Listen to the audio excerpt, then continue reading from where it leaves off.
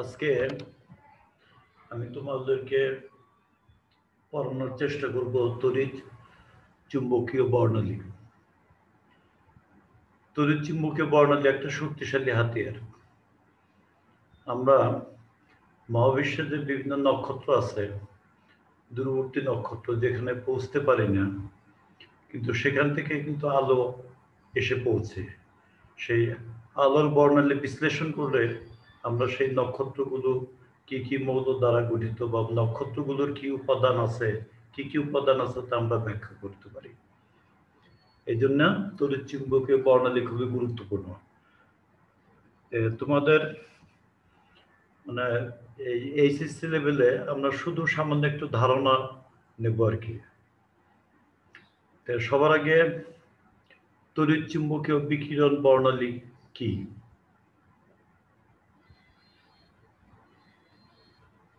সব ধরনের দৃশ্য বা অদৃশ্য আলোর উৎপত্তি বিদ্যুৎ ও চুম্বক ক্ষেত্রের প্রভাবে হয়। এজন্য সব ধরনের আলোককে একত্রে তড়িৎ বা বিদ্যুৎ চুম্বকীয় বিকিরণ বলা হয়। তাহলে সব ধরনের দৃশ্য অদৃশ্য আলোর উৎপত্তি বিদ্যুৎ এবং চুম্বক ক্ষেত্রের প্রভাবে হয়। এটা আমাদের মনে রাখো, বিদ্যুৎ এবং চুম্বক ক্ষেত্রের প্রভাবে হয়। এই জন্য সব ধরনের আলোককে একত্রে আমরা বলি তড়িৎ বা বিদ্যুৎ চুম্বকীয় বিকিরণ রশ্মি। আর এই বিকিরিত শক্তি তরঙ্গ সৃষ্টি করে এবং স্পন্দন সহকারে উৎস থেকে তার দিকে ছড়িয়ে পড়ে। আমরা জানি আলোর গতিবেগ মাধ্যমের উপর নির্ভরশীল। শূন্য মাধ্যমে আলোর বেগ সেকেন্ডে প্রায় 2.9979 ইন্টু 10⁸ মিটার।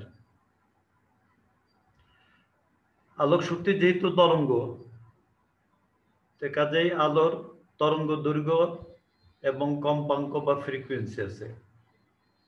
আর কম্পাঙ্ক বা ফ্রিকোয়েন্সির সঙ্গে তরঙ্গ দৈর্ঘ্যের সম্পর্কের সমীকরণটা হলো ফ্রিকোয়েন্সি নিউ বা কম্পাঙ্ক নিউ সমান c/λ, অর্থাৎ তড়িৎ চুম্বকীয় বিকিরিত রশ্মির বেগ ডিভাইডেড বাই তরঙ্গ সংখ্যা।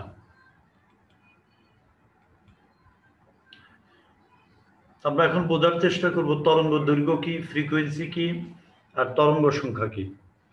তরঙ্গ দৈর্ঘ্য হলো তড়িৎ চুম্বকীয় তরঙ্গে দুটি তরঙ্গ শীর্ষের দূরত্বকে তরঙ্গ দৈর্ঘ্য বলে। তড়িৎ চুম্বকীয় তরঙ্গে দুটি তরঙ্গ শীর্ষের দূরত্বকে তরঙ্গ দৈর্ঘ্য বলে। এই যে এখান থেকে বুঝতে পারবে, এই চিত্র থেকে দেখো, এখানে এই যে শীর্ষবিন্দু, এই শীর্ষবিন্দুতে এই শীর্ষবিন্দুর যে দূরত্ব, এইটাকে বলে তরঙ্গ দৈর্ঘ্য। বা নিম্ন বিন্দু হলে, পাদবিন্দু হলে এখান থেকে এখানকার যে দূরত্ব আর কি, এটাকে বলে তরঙ্গ দৈর্ঘ্য। তাহলে তড়িৎ চুম্বকীয় তরঙ্গে দুটি তরঙ্গ শীর্ষের দূরত্বকে তরঙ্গ দৈর্ঘ্য বলে। আর ফ্রিকোয়েন্সি কাকে বলে? প্রতি একক সময়ে বা প্রতি সেকেন্ডের মধ্যে তড়িৎ চুম্বকীয় তরঙ্গে চলমান কোনো বিন্দুর মোট শীর্ষ সংখ্যাকে ফ্রিকোয়েন্সি বলে। প্রতি একক সময়ে বা প্রতি সেকেন্ডের মধ্যে তড়িৎ চুম্বকীয় তরঙ্গে চলমান কোনো বিন্দুর মোট শীর্ষ সংখ্যাকে ফ্রিকোয়েন্সি বলে। অর্থাৎ এক সেকেন্ডে এই যে শীর্ষবিন্দু, তাহলে ফ্রিকোয়েন্সি হলো একক সময়ে সৃষ্ট তরঙ্গ শীর্ষের সংখ্যা। এক সেকেন্ডে যে কয়টা তরঙ্গ শীর্ষ তৈরি হয় আর কি, এক সেকেন্ডে কতগুলো তরঙ্গ শীর্ষ তৈরি হয়, সেটাই হলো ফ্রিকোয়েন্সি। আর এখানে দেখো আরেকটা জিনিস আছে ফিগারের মধ্যে, তরঙ্গের বিস্তার। এই যে এইখান থেকে এই দূরত্বটা, এই যে মধ্য, এই যে ইকুইলিব্রিয়াম লাইনটা দেখা যাচ্ছে, ভগ্ন রেখা আর কি, এখান থেকে যে এই পাদবিন্দু পর্যন্ত বা এই যে এখান থেকে শীর্ষবিন্দু পর্যন্ত, এটাকে বলে তরঙ্গের বিস্তার। এই জিনিসটাও জানা থাকলে সুবিধা। এখন ফ্রিকোয়েন্সির মান খুব বেশি হয়, তাকে আলোর বেগ দ্বারা ভাগ করে মিউ বার দ্বারা প্রকাশ করা হয়। নিউ বার। নিউ বার হলো ফ্রিকোয়েন্সি বাই সি, মানে আলোর বেগ। নিউ বার হলো ফ্রিকোয়েন্সি নিউ বাই সি। আর আমরা জানি সি সমান নিউ ইন্টু ল্যামডা। কাজেই নিউকে সি এর পরিবর্তে নিউ ল্যামডা বসালে আমরা পাই 1/λ। তাহলে তরঙ্গ সংখ্যা হচ্ছে 1/λ। এর অর্থ হলো প্রতি মিটারে তরঙ্গ সংখ্যা। 1 মিটারে কয়টা তরঙ্গের সংখ্যা থাকে? 1 মিটারে কয়টা তরঙ্গ সংখ্যা থাকে? দৃশ্যমান আলো হলো তড়িৎ বা বিদ্যুৎ চুম্বকীয় বিকিরিত রশ্মির সামান্য অংশ মাত্র। আমরা যে আলোর সাহায্যে দেখি সেটা তড়িৎ চুম্বকীয় বিকিরণের একটা ভগ্নাংশ মাত্র। সমগ্র বিকিরণ শক্তির অধিকাংশই অদৃশ্য। তাহলে বিকিরিত রশ্মির অধিকাংশই হচ্ছে অদৃশ্য। বিভিন্ন ধরনের বিদ্যুৎ চুম্বকীয় বিকিরণের তরঙ্গ দৈর্ঘ্য, যেমন মহাজাগতিক রশ্মির যে তরঙ্গ দৈর্ঘ্য সেটা 0.00005 ন্যানোমিটারের চেয়ে ছোট। গামা রশ্মির তরঙ্গ দৈর্ঘ্য 0.0005 থেকে 0.10 ন্যানোমিটার। আর এক্স রশ্মির তরঙ্গ দৈর্ঘ্য 0.1 থেকে 10 ন্যানোমিটার। অতি বেগুনি রশ্মির তরঙ্গ দৈর্ঘ্য 10 ন্যানোমিটার থেকে 380 ন্যানোমিটার। আর দৃশ্যমান আলোর তরঙ্গ দৈর্ঘ্য হচ্ছে 380 ন্যানোমিটার থেকে 780 ন্যানোমিটার পর্যন্ত। আমাদের মনে রাখতে হবে 1 ন্যানোমিটার সমান 10⁻⁹ মিটার। 1 ন্যানোমিটার সমান 10⁻⁹ মিটার। এরপর আসতেছে অবলোহিত আলোর তরঙ্গ দৈর্ঘ্য। এটার পরিসর হচ্ছে 0.780 মাইক্রোমিটার থেকে 1000 মাইক্রোমিটার পর্যন্ত। তারপরে মাইক্রোওয়েভ অঞ্চল 1000 মাইক্রোমিটার থেকে 100 সেন্টিমিটার। রেডিও টেলিভিশনের তরঙ্গ দৈর্ঘ্যের পরিসর হলো 100 সেন্টিমিটার থেকে 10 সেন্টিমিটার, অর্থাৎ এটা তরঙ্গ দৈর্ঘ্য খুব বেশি। আরেকটা জিনিস হলো তরঙ্গ দৈর্ঘ্য যত বড় হবে ফ্রিকোয়েন্সি তত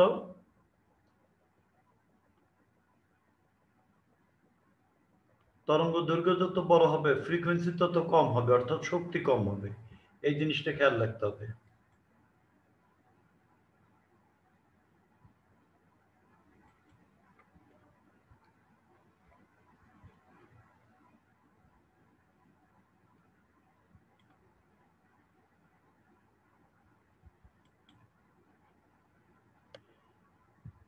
এখন বিভিন্ন তড়িৎচুম্বকীয় বর্ণালীর অঞ্চলসমূহ, different reasons of electromagnetic spectrum. তড়িৎ চুম্বকীয় বিকিরিত রশ্মিসমূহকে এদের তরঙ্গ দৈর্ঘ্য তথা ফ্রিকোয়েন্সি এবং কম্পাঙ্ক সংখ্যার ভিত্তিতে তরঙ্গ দৈর্ঘ্যের ক্রমবৃদ্ধি অনুসারে প্রধানত 7টা অঞ্চলে বিভক্ত করা হয়। অঞ্চলগুলোর নাম হলো গামা রশ্মি অঞ্চল, রঞ্জন রশ্মি অঞ্চল, অতি বেগুনি রশ্মি অঞ্চল, দৃশ্যমান অঞ্চল, অবলোহিত অঞ্চল, মাইক্রোওয়েভ অঞ্চল, রেডিওওয়েভ অঞ্চল। তো সবার আগে গামা রশ্মি অঞ্চল। গামা রশ্মির তরঙ্গ দৈর্ঘ্য একটু আগে আমরা বলছি 0.0005 থেকে 0.01 ন্যানোমিটার পর্যন্ত। এই অঞ্চলে তরঙ্গ দৈর্ঘ্য খুবই ক্ষুদ্র হয়। এই তরঙ্গ অধিক শক্তি সম্পন্ন। তরঙ্গ দৈর্ঘ্য যত ছোট তরঙ্গ ওই তরঙ্গের শক্তি বেশি হবে। তাহলে গামা রশ্মি উচ্চ শক্তির রশ্মি। আর এটার উৎস হচ্ছে তেজস্ক্রিয় আইসোটোপ। তেজস্ক্রিয় আইসোটোপ থেকে গামা রশ্মি বের হয়। আর এটা ব্যবহৃত হয় মশ বাওয়ার বর্ণালিমিতিক যন্ত্র আর নিউট্রন সক্রিয়ণ বিশ্লেষণ যন্ত্রে, নিউট্রন অ্যাক্টিভেশন অ্যানালাইসিস প্রক্রিয়াতে এটি ব্যবহৃত হয়।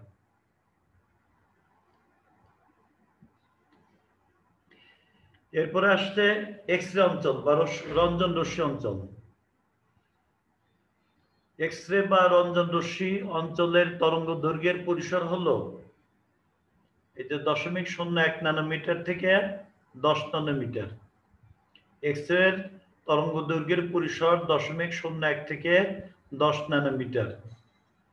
আর এটা ব্যবহৃত হয় যে সমস্ত ক্ষেত্রে, তার কয়েকটা দৃষ্টান্ত এখানে দেখা যাচ্ছে, যেমন এক্স রে ফ্লোরেন্স প্রক্রিয়াতে, তারপরে এক্স রে এমিশনে এক্স রে ক্রিস্টালোগ্রাফিতে। কেমিস্ট্রিতে এই যন্ত্রগুলোর ব্যাপক ব্যবহার আছে। এরপর আসতেছে অতি বেগুনি রশ্মি অঞ্চল। এই অঞ্চলের তরঙ্গ দৈর্ঘ্যের পরিসর 10 ন্যানোমিটার থেকে 380 ন্যানোমিটার। আর এর বিভিন্ন তরঙ্গ পরিসর বিভিন্ন কাজে ব্যবহার হয়। যেমন 30 ন্যানোমিটার থেকে 200 ন্যানোমিটার তরঙ্গ দৈর্ঘ্যের পরিসর ব্যবহৃত হয় ইউভি ফটো ইলেকট্রন স্পেকট্রোস্কোপিতে। 230 ন্যানোমিটার থেকে 365 ন্যানোমিটার তরঙ্গ দৈর্ঘ্যের পরিসরের ইউভি রশ্মি ব্যবহৃত হয় ইউভিআইডি লেভেল ট্র্যাকিং রূপে। আর 230 ন্যানোমিটার থেকে 380 ন্যানোমিটার তরঙ্গ দৈর্ঘ্যের ইউভি ব্যবহৃত হয় অপটিক্যাল সেন্সর রূপে। 240 ন্যানোমিটার থেকে 280 ন্যানোমিটার তরঙ্গ দৈর্ঘ্যের ইউভি রশ্মি ব্যবহৃত হয় জীবাণু নাশন কাজে।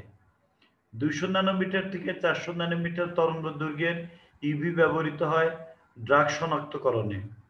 270 ন্যানোমিটার থেকে 360 ন্যানোমিটার তরঙ্গ দৈর্ঘ্যের ইউভি রশ্মি ব্যবহৃত হয় প্রোটিন অ্যানালাইসিস কাজে, প্রোটিনের বিশ্লেষণ কাজে।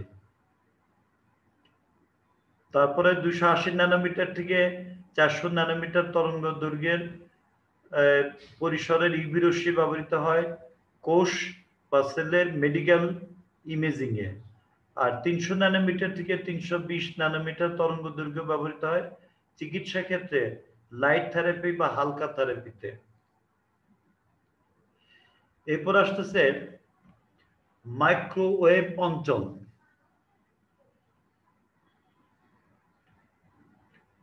তড়িৎচুম্বকীয় বিকিরণের এই অঞ্চলের রশ্মির তরঙ্গ দৈর্ঘ্য 1000 মাইক্রোমিটার থেকে 100 সেন্টিমিটার। তাহলে মাইক্রোওয়েভ অঞ্চলের পরিসর হলো 1000 মাইক্রোমিটার থেকে 100 সেন্টিমিটার। আর এসব তরঙ্গের ফ্রিকোয়েন্সি হতে পারে 300 গিগাহার্টজ থেকে 300 মেগাহার্টজ পর্যন্ত। আর সবশেষে রেডিও ওয়েভ অঞ্চল। এই অঞ্চলের রশ্মির তরঙ্গ দৈর্ঘ্য 1 মিটার থেকে 100,000 কিলোমিটার পর্যন্ত হয়ে থাকে।